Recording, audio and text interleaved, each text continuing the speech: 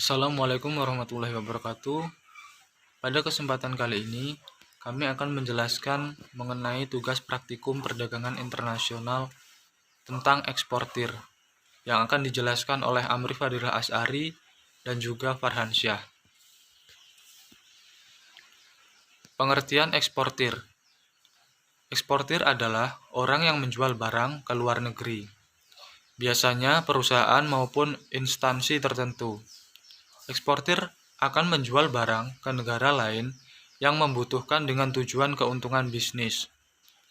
Eksportir adalah orang atau instansi yang melakukan aktivitas pengiriman komoditas menuju negara lain atau biasa disebut ekspor. Eksportir diharuskan terdaftar secara resmi pada instansi pemerintah. Urusan perdagangan. Jenis-jenis eksportir. Eksportir biasanya diklasifikasikan menjadi dua jenis, yaitu eksportir produsen dan eksportir non-produsen. Eksportir produsen merupakan perusahaan eksportir yang juga memproduksi barang, sedangkan eksportir non-produsen adalah eksportir yang mengekspor atau mengirim barang milik perusahaan lain atau yang biasa disebut dengan eksportir umum. Produk eksportir. Komoditas eksportir di Indonesia. Terdapat sekitar 5 komoditas ekspor terbesar yang dimiliki Indonesia, yaitu yang pertama, karet. Indonesia merupakan penghasil karet terbanyak kedua di dunia dan sering menjadi salah satu komoditas utama di Indonesia. Produk karet ini biasanya dikirim ke berbagai negara seperti Amerika, Cina, dan Jepang. Yang kedua yaitu kelapa sawit.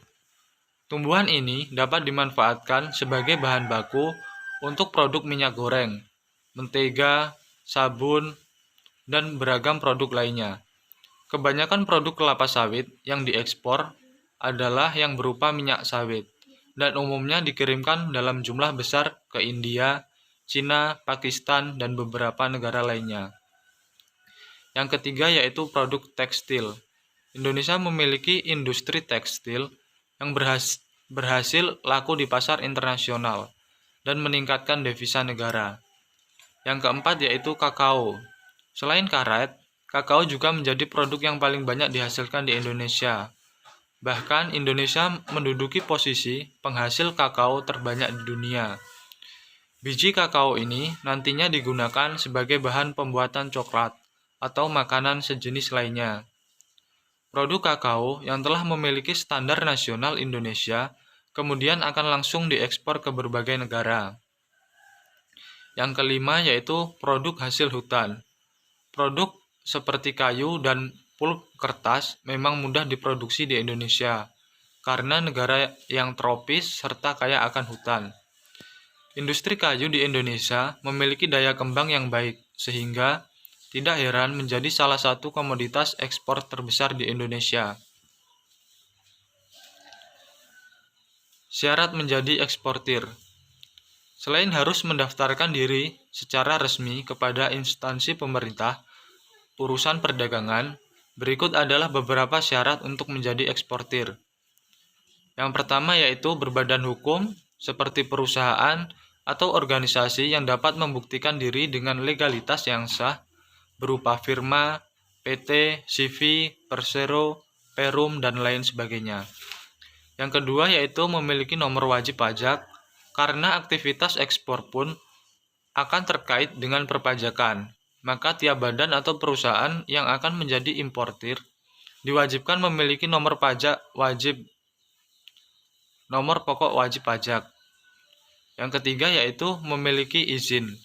Izin yang dimaksud berupa surat izin usaha perdagangan atau SIUP untuk jenis aktivitas di bidang usaha perdagangan yang dikeluarkan oleh Dinas Perdagangan, sementara usaha di bidang industri harus memiliki surat izin industri yang dikeluarkan Dinas Perindustrian.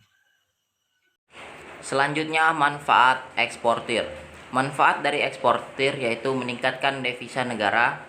Kegiatan ekspor atau mengirim produk dari Indonesia ke luar negeri tentu akan meningkatkan penghasilan ekonomi negara. Kegiatan ekspor membuka peluang pasar baru di dalam negeri menjadi lebih luas, menumbuhkan investasi dan melebarkan cakupan produk pasar domestik. Mengembangkan industri dalam negeri. Kegiatan ekspor hadir karena adanya permintaan akan suatu barang di luar negeri.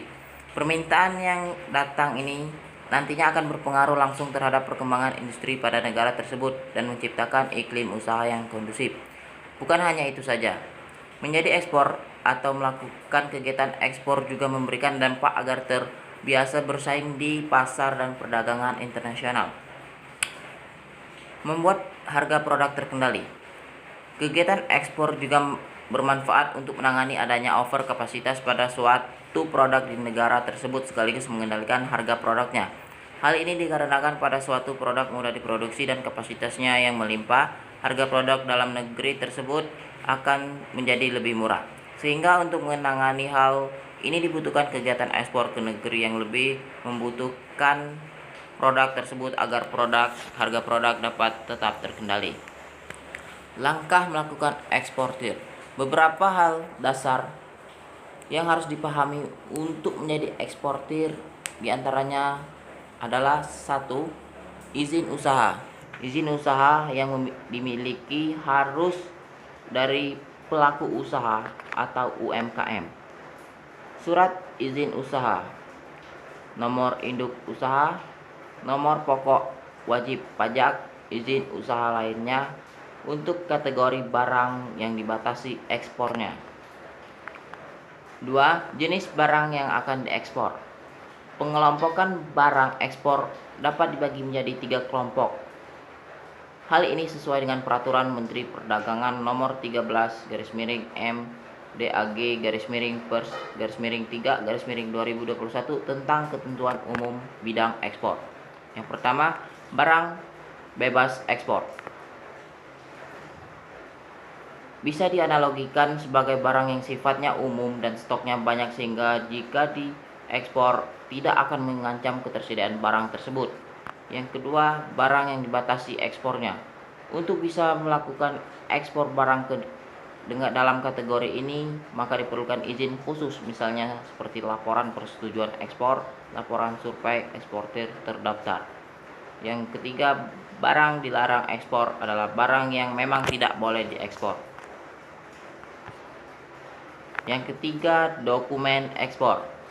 Untuk setiap kali pengiriman, dokumen ekspor yang diperlukan atau yang disiapkan adalah invoice dan packing list, pemberitahuan barang ekspor, izin ekspor lainnya, bill of lading, dan airway bill. 4. Fasilitas kemudahan ekspor dalam pemerintah. Pemerintah Indonesia menyediakan beberapa fasilitas kemudahan ekspor yang dapat dinikmati oleh eksportir. Manfaat fasilitas tersebut guna mendapatkan informasi mengenai syarat ekspor ke negara tujuan ekspor, mengenai potensi ekspor, keamanan bertransaksi dengan buyer di luar negeri, penurunan dan pembebasan tarif bea masuk di negeri tujuan ekspor, dan informasi lainnya yang tentunya akan sangat berguna bagi pengembangan ekspor pelaku usaha atau UMKM. Permasalahan dalam eksportir. Masalah yang sering dihadapi dalam eksportir itu antara lain regulated agen. Sejatinya yang jadi masalah bukanlah agennya, melainkan biaya uang pemeriksaan yang dipatok sangat tinggi. Yang kedua, sumber daya manusia. Masalah lain yang belum bisa diselesaikan hingga sekarang adalah MSDM, sumber daya manusia, mulai dari upah, keterampilan, hingga peraturannya. Yang ketiga, premanisme dan pungutan liar. Bisa dibilang, masalah satu ini yang sampai saat sekarang sangat sulit untuk diberantas. Banyak sekali pengusaha yang bergerak di bidang ekspor harus merogoh kantung lebih dalam untuk membayar pungutan liar atau jatah preman. Mungkin sekian yang dapat kelompok kami sampaikan. Kami ucapkan terima kasih. Wassalamualaikum warahmatullahi wabarakatuh.